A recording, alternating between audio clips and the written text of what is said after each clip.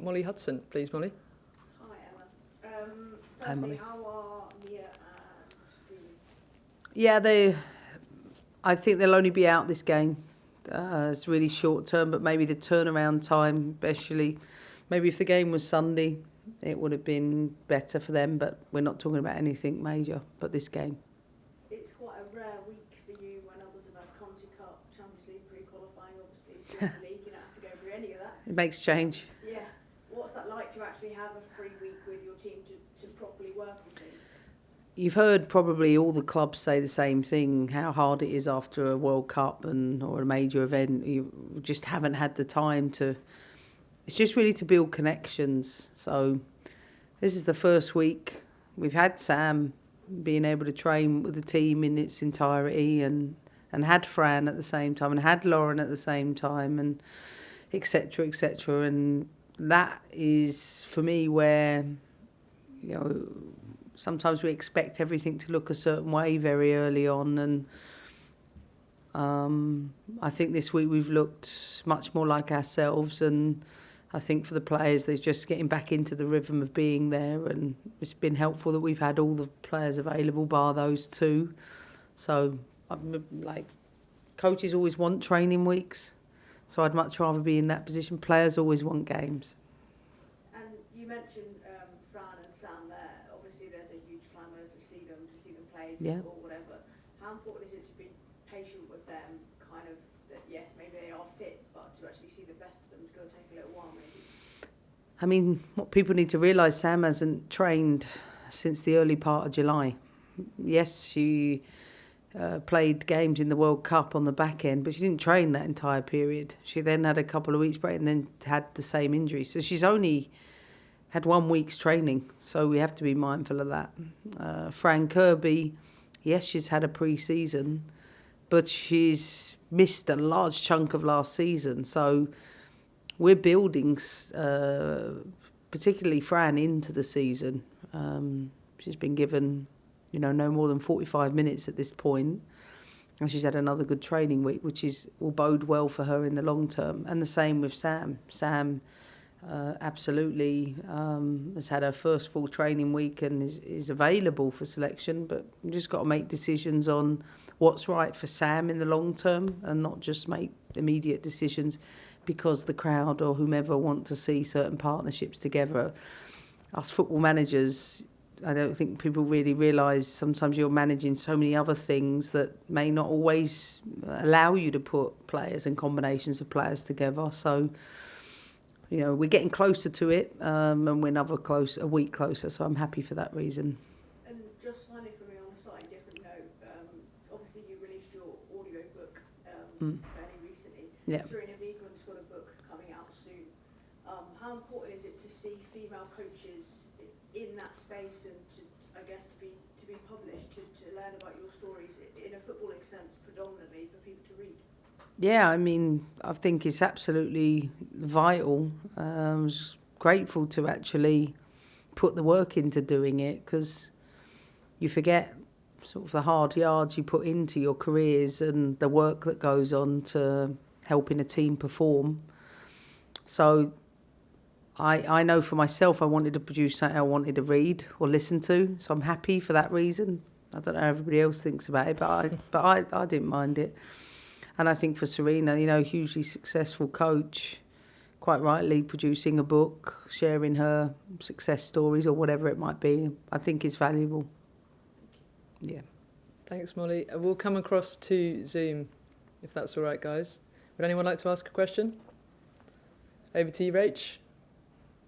Hi, Emma. You were just saying about Guru being injured and obviously being so up and down the left. How much of an adjustment will that be with her not being available? Yeah, she got caught, I think, when she scored the goal, actually. When she scored the goal the other day, her ankle sort of rolled a little bit. So, fortunate enough, it's not too bad. But, listen, Guru has been a tremendous player for us for a long period of time. But we have a squad, and we have a squad for this reason, that especially after a major tournament, it's important you don't take major risks and then see a player out for a longer period of time. So I think Niamh Charles has been on unbelievable form on the left-hand side. So she'll have a lot of those responsibilities. And for whomever comes into the team, you know, they're to play to their best strengths, because that's the one thing I like about our team, is that I don't want it to be predictable, and that for every player they bring their strengths. And without Guru, we're going to have to find something else this weekend. And a bit about kind of making those decisions and working things out as a team on the pitch in the game. Mm-hmm.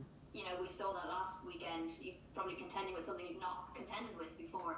Never mind down to 10, down to 9.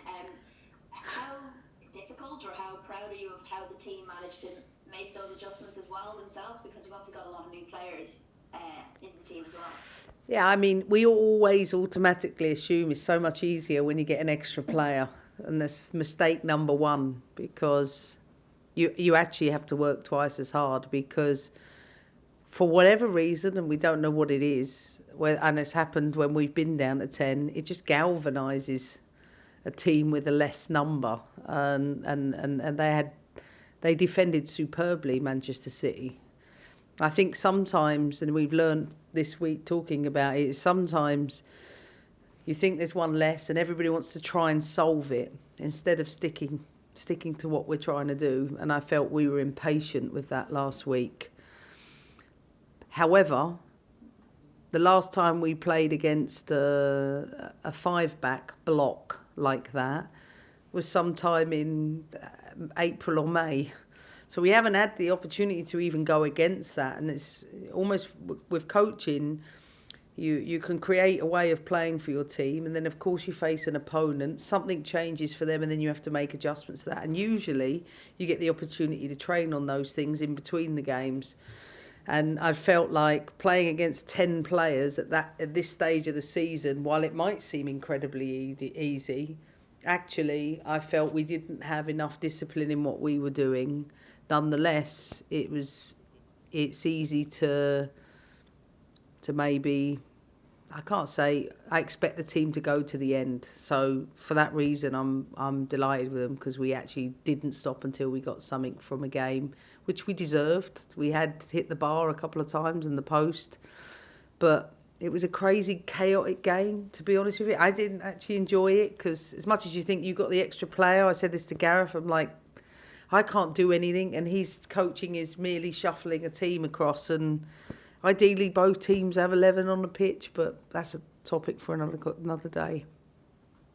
And just very quickly, I don't know if you saw any of I'm sure you did, West Ham Brighton game. I just wondered what you made of West Ham, and how they kind of came out their press was very high in the first half, and I don't know, it's something I'm maybe not used to seeing from West Ham, but it seemed to be a very kind of attacking style of play, and there was real kind of connection between the players so early on as well in the season.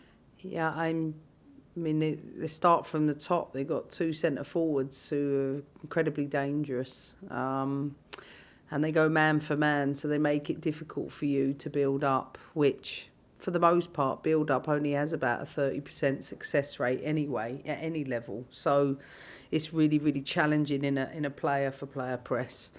But they did it really, really well. I think it's so unpredictable, the league. You know, there's an automatic assumption, West Ham get beaten in the opening game, therefore Brighton win theirs. It's, you know, a shoo-in in one direction. But what the league is demonstrating is that there are better players across the board. And as a result of that, the level is even at a higher level than 12 months ago. And I think West Ham have all the qualities to do well, particularly because of the way the front two work. So we think they've done really well in pre-season. We think they've done well in their first 2 games in what we've analysed, and we certainly don't underestimate them at all. I think they're quite a good team. Brilliant. Thank you. Best of luck. Thanks. Thank you, Rach. We'll come to Sandra, please. Hi, Emma. Hope you're well. Just a question, just in terms of this is the first game back at Kingsmeadow. Obviously, Chelsea's starting to play more of the games at Stamford Bridge. I just wanted to get a sense of, for you, what's it like as a coach, coaching at both those places? Does it feel like Stamford Bridge is becoming more of a fortress, or do you like that kind of enclosed environment of Kingsmeadow? I like packed crowds, so that's a safe way out of it.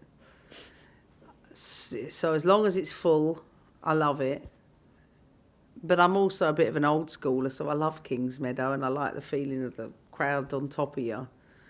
I like the abuse you get from the away fans. Like, I enjoy all of that bit. That makes me chuckle during the game. But from where I sit, I can see this section of our longest serving, most ardent fans singing their tunes. And you can't hear that in the bigger stadiums, but I for sure can hear it in Kingsmeadow. So fond memories, and I love being there. It's our other home.